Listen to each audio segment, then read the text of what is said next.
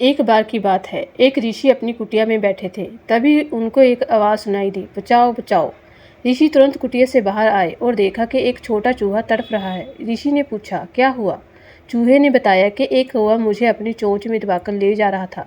जब उसने काव काव बोला तो उसकी चोंच से मैं बाहर गिर गया। भगवान का लाख लाख शुक्र है कि मेरी जान बच गई।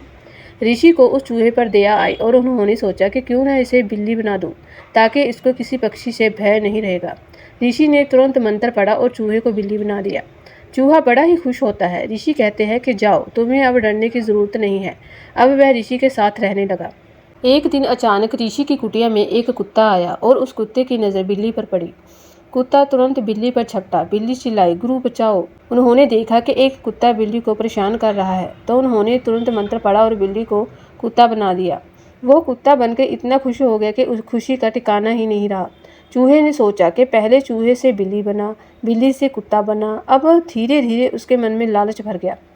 उसने सोचा कि क्यों न मैं शेर बन जाऊं, ताकि लोग मुझसे डरे, मुझे किसी से डर ना रहे। वो ऋषि के पास गया और बोला, हे गुरुजी, मुझे शेर बना दीजिए। लोग मुझे मार कर भगा देते हैं, मैं किसी का कुछ नुकसान नहीं करूँगा। ऋषि ठहरे दयालु।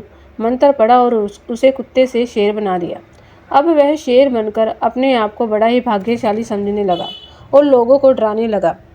एक दिन उसके मन में लालच आया कि क्यों न इस ऋषि को ही मार दूं, ताकि कोई ये ना जान पाए कि मैं पहले चूहे से बिल्ली बना, बिल्ली से कुत्ता बना, फिर कुत्ते से शेर बना। इस एक दिन उसने देखा कि ऋषि पूजा में ध्यान लगाए हुए हैं, तो उसने तुरंत ऋषि पर आक्रमण किया। ऋषि को सब पता चल गया कि ये चूहा ही है।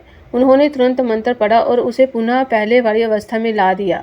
उसे फिर से चूहा बना दिया। ऋषि ने चूहे को इस गंदी हरकत के लिए अपने घर से भगा दिया, जिससे चूहे की जान फिर से पहले की तरह खतरे में हो गई। हमें लालच कभी भी नहीं करना चाहिए। लालच आदमी को अंधा बना देता है। जितना हमारे पास है उतने में ही संतुष्ट रहना सीखिए।